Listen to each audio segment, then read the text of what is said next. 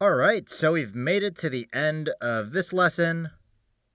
As a recap, we've learned a lot of new functionality, so we got our first project set up and imported so that we can use all of the different assets available to us, like our obstacles or our vehicles. We learned how to position our objects, so in this case we have our vehicle at the origin of our world, and then we moved our box just a little bit down the road here.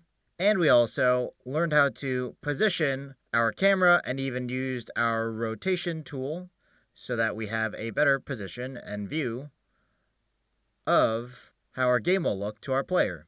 We learned some new concepts and skills, like creating a new project, importing all of our assets, adding objects to our scene.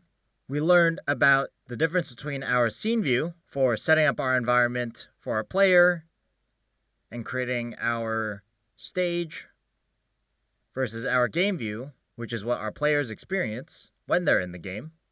We learned about all of the different windows, like our hierarchy or our project directory, our inspector, even moved them around and made our own custom layout.